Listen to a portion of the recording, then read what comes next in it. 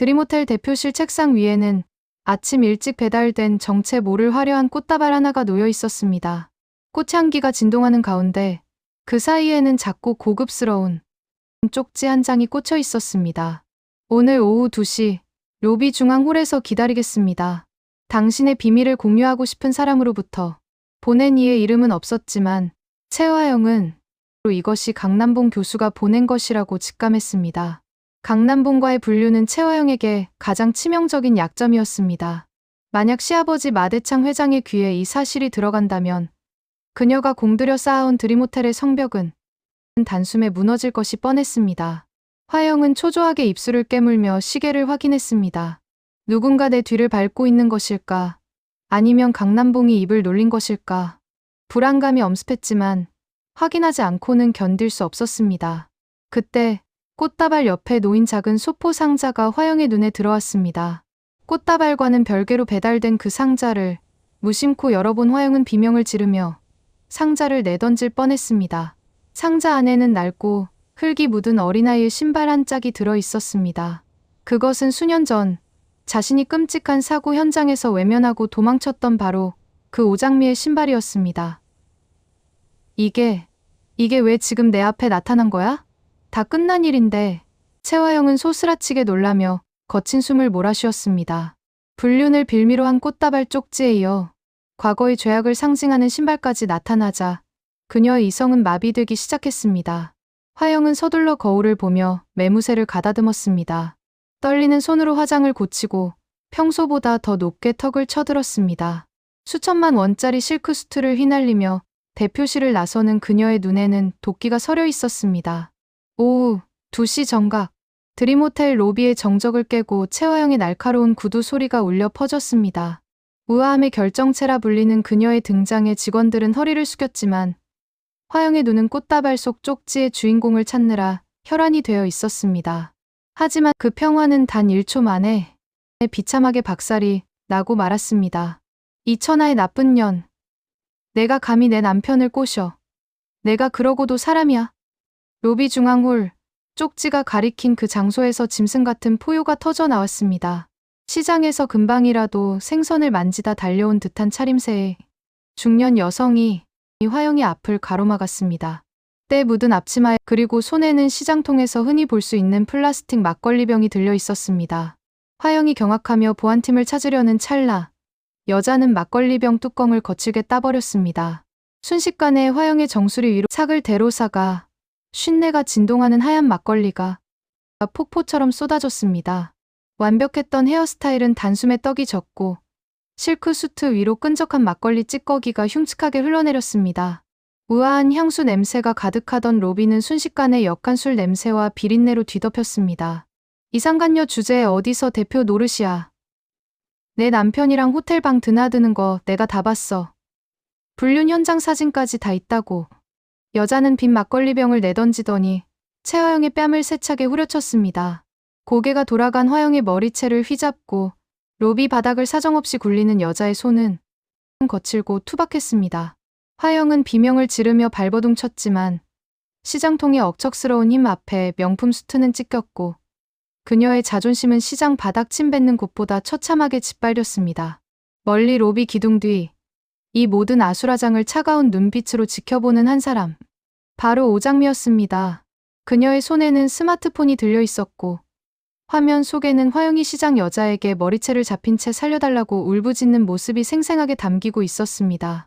꽃다발을 보내 강남봉과의 관계를 아는 척하며 화영을 유인한 것도 시장 여자를 매수해 불륜 옆프레임을 씌운 것도 모두 장미의 정교한 설계였습니다. 최화영. 내가 공들여 쌓은 그 가짜 성벽이 고작 시장통 막걸리 한 병에 무너지는구나. 이게 바로 당신이 잘못 고른 과격의 대가야. 장미는 서늘한 미소를 지으며 전송 버튼을 눌렀습니다. 순식간에 대한민국 전체가 이 추악한 민낯을 알게 되었습니다. 가까스로 집에 돌아온 화영은 욕실에서 미친 듯이 몸을 씻어냈습니다.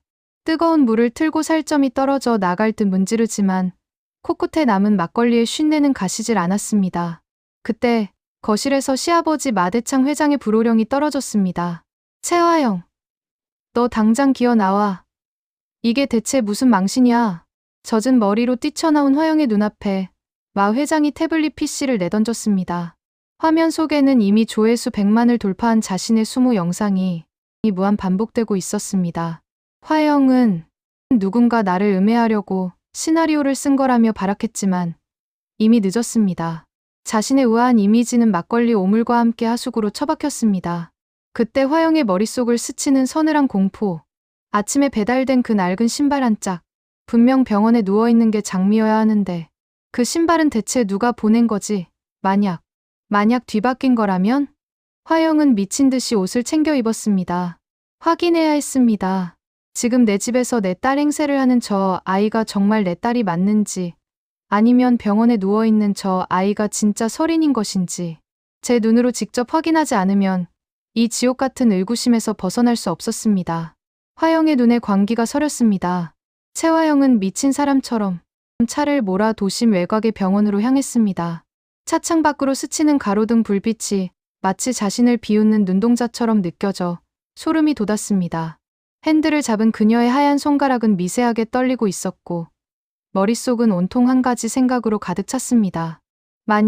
정말 만약에 지금 우리 집 안방을 차지하고 앉아 설인이 행세를 하는 저 여자가 오장미라면, 그리고 저 차가운 병실에서 산소호흡기에 의지해 죽어가는 아이가 진짜 내 딸 설인이라면? 그 상상만으로도 최화영의 심장은 터질 듯이 요동쳤습니다.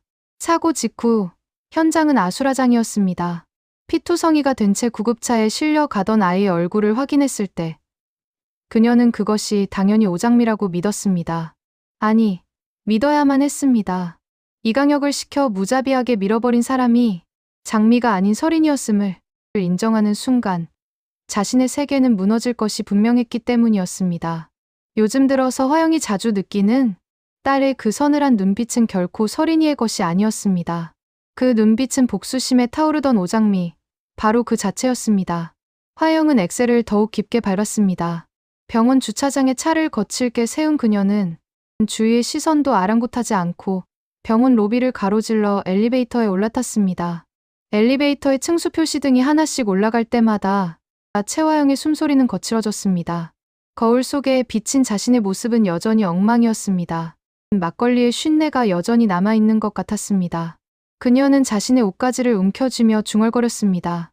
아니야, 설인이는 집에 있어. 병원에 있는 건 오장미야. 이건 그냥 내 기분 탓일 뿐이야. 마침내 중환자 구역의 육중한 문 앞에 섰습니다. 병도 복도는 낮게 깔린 기계음과 정막만이 흐르고 있었습니다. 최화영은 간호사들의 눈을 피해 복도 끝방으로 향했습니다. 그곳에는 사고 이후 의식을 되찾지 못한 채 보호받고 있는 쌍둥이 중 한 명이 누워 있었습니다. 병실 문고리에 손을 올리는 순간 최화영은 멈칫했습니다. 이 문을 여는 순간 자신이 쌓아올린 모든 평화가 가짜였음이 드러날지도 모른다는 공포가 그녀를 덮쳤습니다. 만약 저 침대에 누워있는 아이의 귀 뒤에서 설인이만의 그 점을 발견하게 된다면 자신은 제 손으로 딸을 죽이려 한 살인마가 되는 셈이었습니다. 화영은 멈췄던 숨을 크게 들이마셨습니다. 설인아, 내가 거기 있으면 안 돼. 제발 오장미여야 해. 화영은 떨리는 손으로 문고리를 천천히 돌렸습니다. 끼익하는 소리와 함께 문틈 사이로 푸르스름한 의료기기의 불빛이 새어나왔습니다. 병실 안은 서늘한 냉기가 감돌았고 규칙적으로 들려오는 산소호흡기의 마찰음만이 최화영의 귓가를 때렸습니다. 그녀는 마치 유령처럼 환자의 침대 곁으로 다가갔습니다. 침대 위에는 각종 호스에 연명한 채 미동도 없이 누워있는 한 여자가 보였습니다. 사고의 흔적인지 얼굴은 붕대로 칭칭 감겨있어 누구인지 도무지 분간할 수 없었습니다. 하지만 최화영은 알고 있었습니다. 오직 엄마인 자신만이 확인할 수 있는 그 은밀한 표식. 설인이와 장미를 가르는 단 하나의 명확한 증거가 무엇인지를 말입니다. 최화영은 침대 난간을 짚고 환자의 얼굴 쪽으로 몸을 숙였습니다. 떨리는 손을 뻗어 환자의 머리를 아주 조심스럽게 옆으로 돌리려 했습니다. 손끝에 닿는 환자의 피부는 얼음처럼 차가웠습니다. 화영의 심장 소리가 병실 전체를 울리는 것 같았습니다. 오른쪽 귀 뒤, 그 머리카락 속에 가려진 살결을 확인하는 순간 모든 의문은 끝이 날 것이었습니다. 최화영은 질끈 눈을 감았다가 다시 떴습니다. 그녀의 손가락이 환자의 귓바퀴를 조심스럽게 젖히며 그 비밀스러운 곳을 확인하려는 찰나였습니다. 정적분이던 병실 안으로 누군가의 낮은 발자국 소리가 들려왔습니다. 채화영은 소스라치게 놀라며 손을 멈췄습니다.